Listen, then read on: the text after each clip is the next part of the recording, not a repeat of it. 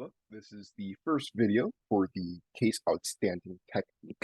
Again, I want to give a shout out to TA for compiling all these questions together. It's very helpful.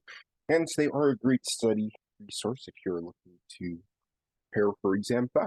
That being said, let's jump into it. This is exam 6, 1999, question 60. We're given the following. So we have the case outstanding by report here, got some remaining case ratios, we have an incremental paid by report year, and we have the selected paid on prior year case ratio. And they ask us, based on the case outstanding development technique, calculate the redundancy or inaccuracy in the case outstanding for all report years combined as of 12/31/1998. Based on the selected ratio, show all work. So the way I like to think about these case outstanding questions, well, there's two techniques. One, you have the CDS from paid and reported. The other one, you have the remaining case ratio or the paid on prior case. Well, sometimes you have to find it, but you'll be able to get those. And when you're given these, and which is what we were given in this problem, the best way to think about it is the ultimate thing you want to find is the unpaid claims. So in order to find that, first you need to find the case ratio. So that's case on case reserves. And then from the case reserves, we're able to find the paid on case. So that's the next year's paid based on the last year's case. And then from that, because it's a ratio of the paid to the case, if we multiplied it by the projected case, we actually get the incremental paid for the next year. That's ultimately what we want to find. So unfortunately for this question, it's formatted a little strangely. It's about the inverse of what we typically see. That's okay. As long as you properly understand it, it shouldn't be a problem. So the first thing we want to do is get that projected case. So all this means is we're going to take this year and find the case ratio going into the, so we use the case ratio on the next year to get the next amount. And of course, we're going to want to use the already found amount to project into the future. Then for 1997, same thing.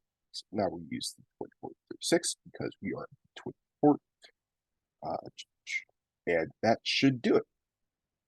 And of course, this is 0, so we don't do anything for the 48. But if there was, we would do something like that. And I should label this. So this is the projected case. So next up, we want to find that the projected paid. So the projected paid, and again, it's going to be the same format, so I'll copy this down. Oh, I hit escape by accident.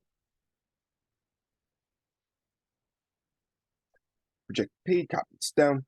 It's going to be very similar to what we had up there, except now, instead of using the selected paid or prior year, instead of using the selected remaining in case ratio, we use the selected paid or prior year case. So what we're going to do is we're going to take this case ratio from paid to prior year case and multiply it by the case last year.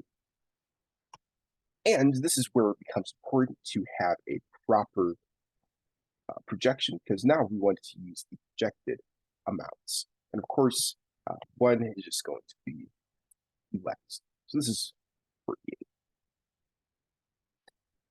For the next year, it's going to follow along the same lines. So now, the next year, and use the case here, this ratio. Oh, whoops. Actually, this can just be that. And of course,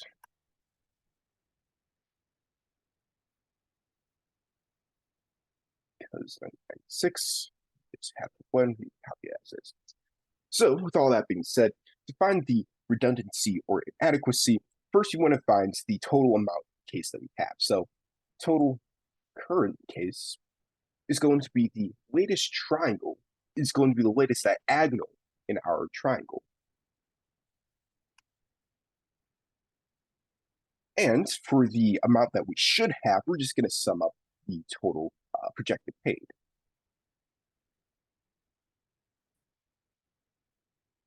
And that's as easy as summing this triangle. Oops. All right. So the total, and looks like this is an adequacy. So we have a reserve and adequacy, adequacy A equals paid minus the reserve. So we need more in the reserves to cover what we paid by this amount. And that's the answer for 1996 exam 6, question 60.